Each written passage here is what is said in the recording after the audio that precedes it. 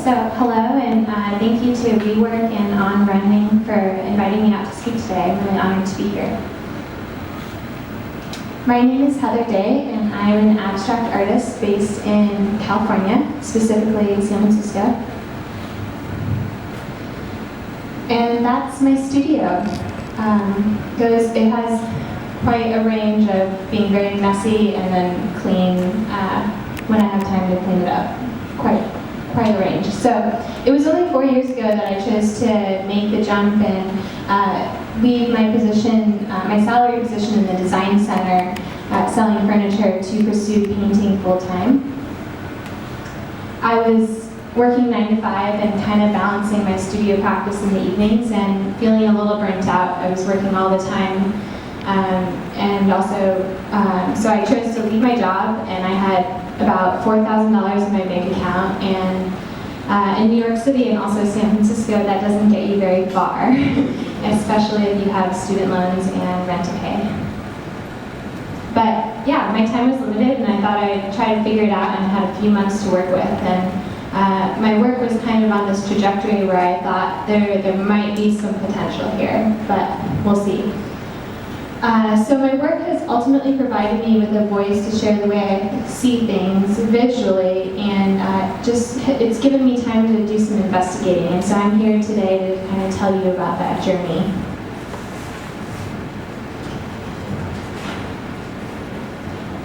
For me, art is about how I separate myself from a very verbal world, because I don't quite feel at home there, actually. I think very visually. I've always been a little lost in this concrete, logical, quite, wordy world, not only in a metaphysical sense, but in a literal sense.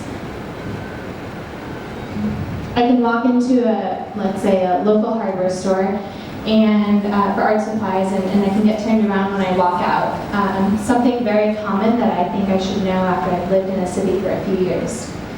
I can drive into a familiar intersection and turn a different direction than I'm accustomed to, and immediately kind of forget where I am. I don't have that internal compass that everyone else I knew seemed to have. I can even take a few steps into a strange city and then struggle to find my way back to the hotel. And when I read, words jump across on the page. I naturally look at the negative space just as much as I look at the positive space, and organizing my thoughts into sentences takes longer for me than others. This is also formally called dyslexia. So dyslexia is, as I've come to understand it, it's a general term for a cognitive condition describing people deeply connected with the nonverbal side of the brain from the right side. As we know, there are two sides of the brain, the left and the right.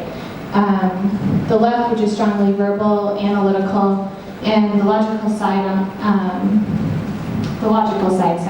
and on the right, which is the creative, conceptual, nonverbal side. And there is kind of this irony about doing this presentation in that we're going in a very logical order, slideshow, and I think very much like a mind map, which is why I have some notes to help me out here today. So I've been looking a little bit more into it lately, and the majority of the world's population would consider the left side of the brain to be more dominant. Lucky for people that find reading, writing, and math quite easy. And the rest of the population consider themselves dominantly right-sided, meaning that they feel most at home in a creative, conceptual world, a world maybe without words. So affecting 1 in 10 people worldwide, dyslexia is considered by most healthcare professionals to be a disability that causes children the struggle to learn reading and writing early on, and it creates kind of a delay in their education. So that's the gist of it, and that's kind of what I've learned about it as I've investigated further into my practice. And being dyslexic naturally became my identity that I didn't quite understand. So I wanted to break it down further for you and share with you what else I've learned. Practice gave me a break from the rest of the world and meant that I could dive into the way I think. perhaps I could create my own language in the way you saw the marks kind of going across the page just now. I could create my own language, my own vocabulary, my own way of translating my thoughts onto paper. And that's when it evolved from a disability to a strength. My insecurities kind of became my power in my studio. It was no longer about right or wrong answers. I was able to come up with my own rules and translate that into raw emotion on paper. And everything I've been hiding most of my life started showing in my work, whether I wanted to or not. So I figured it was time to confront it. So moving a little bit more to where I'm at today is I'm building my own vernacular, a way of communicating that does not have a right or wrong answer through line, color, and texture. And it kind of reminds me of when I was a kid. But before I even knew what dyslexia was, I would sit in the back seat of the car when my mom was driving on let's say a road trip, and I'd pick up the crayon and I would just let the line just draw across the page. And it was very much about seeing where the line took me and kind of creating my own compass and understanding what was happening around me. And that alone was, you could say it was an abstract painting from the start, but it was also kind of a mind map of the way I was thinking.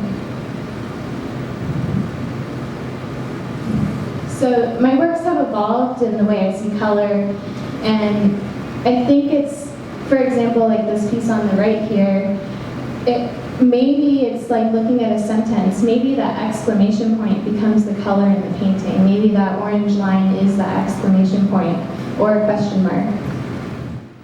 These ideas kind of made it easy for me to dive into my own work and think less and access that later. It was my natural inclination to kind of analyze everything I was doing, which kind of stopped me in my tracks, and I would think, oh, well, this has been done before, what's the point, or where am I heading with this? And so once I kind of ran into this idea of, how can I create my own vocabulary and take it on the road, and I felt like I just needed to run with it and really give it my all. Giving it my all also meant experimenting, and so this piece here is very large. It's 106 inches across, and so it's probably a little bigger than this projector here. And it was about shifting my perspective also. So I'm standing on a ladder and I'm pouring the paint, and I'm about 15 feet above the canvas, and then I'm also getting down from the ladder and getting really close, and I'm playing with the element of time and also how this new vocabulary that I've created, how it translates into large scale versus small scale.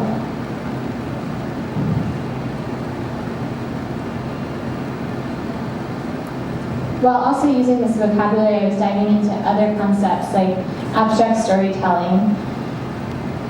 These pieces are called Quiet 1 and 2, and I think a lot about, if you're standing in a room with a really good friend, you could go maybe an hour without saying a single word, and there's this kind of element of comfort with it. And then maybe you have a fight with your partner, or you're disagreeing with someone, and you have that moment where you're like, someone please say something. And I felt like comparing the two, one piece on the left was very effortless and it didn't need as much marks, and the piece on the right was a little bit more heavy-handed.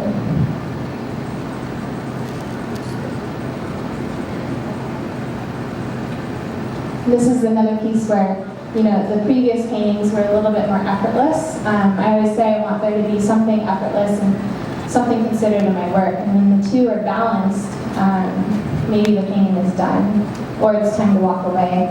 And this piece, I figured I had nothing to lose because I had several pours of paint that just weren't going the right way, and so I kept pushing it as I was working on other pieces, and before I knew it, the next morning I walked down the stairs and I thought, okay, I have something here. I haven't touched on too much, which I could probably do an entire talk about, is just the idea how much I do spend on the road and how much I'm traveling, and maybe relates a little bit more to Adrian's conversation. And so through traveling and investigating my practice, it's guided me into this energy. And I visit these locations and wonder, how can I capture this feeling? We know how it looks, but how does it feel? And though I won't ever like project myself off of a cliff, I am very curious like what that painting might look like. You know, it's I'm pretty sure I would block out, so that would be slightly different.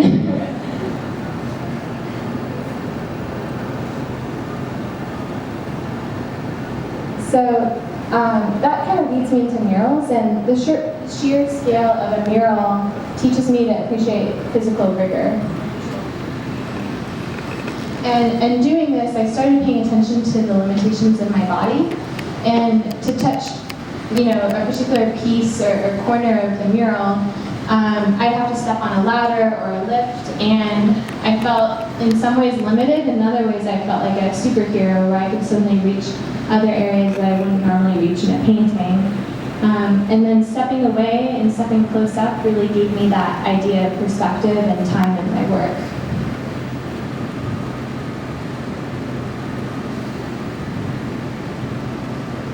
So I've been doing a lot more murals lately, and I think I'm starting to feel like a warmed-up athlete, using my mind and body, and the idea that I'm really using my vehicle as a means to transfer an idea and evoke an emotion. And I think that those lines and those textures are translating in a similar way to the way I was building a vocabulary in a library. I'm now accessing that library I created, and I'm able to share it in public spaces.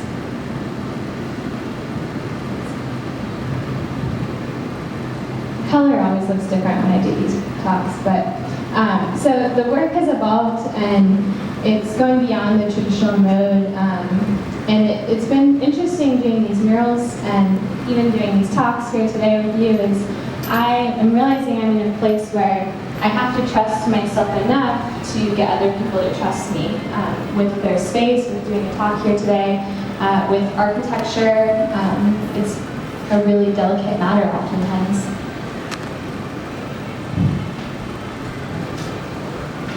This is a smaller mural that I did at a cafe after I did the other two murals that I wasn't getting paid for, and so this was really exciting. And it was also exciting because we kind of both went to the table, you know, me and the owner of the cafe, talking about how my work relies so much on the element of the accident that it was impossible to completely plan out this mural. So we were able to look at a few of my paintings and the murals I'd done prior, and then from there, he really didn't know what he was going to get. So it was exciting for both of us.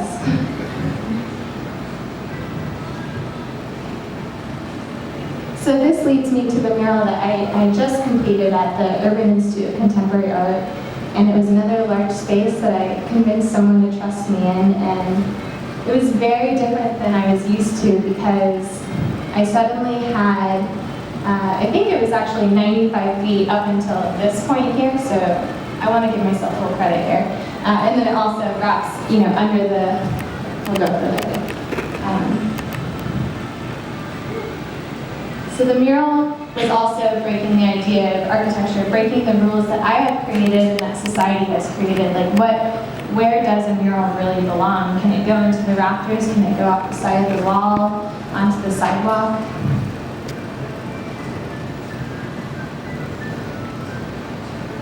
So this piece, though, I was going to say, I didn't, because the previous images, I had 2 assistants and I had 5 days. And I wasn't used to having 2 assistants, and I wasn't used to only having 5 days for a 95-foot mural.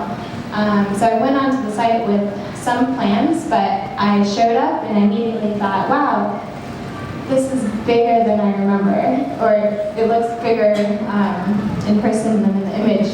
And it's funny because I feel like a lot of that is still a little bit of imposter syndrome, but also you don't want the curator to see that you're a little concerned. So you still have to seem confident and excited about it. And so to do that, I had to assign roles and delegate and figure out how we could work as a team. And so it was really a true collaboration between me, the curator, and the 2 people I had on site. And the other thing that I really enjoyed was, because I'm dyslexic, I felt like I was dealing with a lot of the aspect of mirroring. So I had to have someone take a photo and show it to me while I was standing on the lift, or I had to get down and run across the street and look at it through the windows to kind of get that perspective. And so over the years, as I've kind of come to terms with, I've been dyslexic my whole life, but I always viewed it as this disability. I started thinking about how, this year, how can I make this disability really my strength? How can this make me better than I was? And I think it's really showing up in this vocabulary of art making that I'm making across murals, canvas, paper.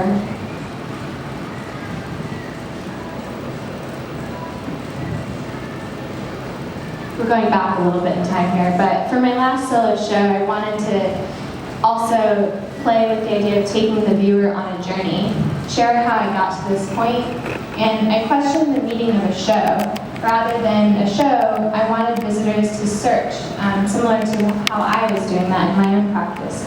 And I wanted to show what it's like to take every aspect of my practice to the edge, challenge expectations, and maybe prove myself wrong along the way to see if I could get to that next level and break all of the rules. To conclude, I'd like to share one more video, but it's actually 8 minutes, and then we can also take some questions. If the texture would be fast or slow, if it would be a big painting that would harm my entire body, my entire arm to stretch across the canvas, or if it would just be a drop of paint onto a sketchbook. And I don't need to look at myself in the mirror and brush my teeth. I can look out at a sea of redwoods instead. All right, thanks so much again to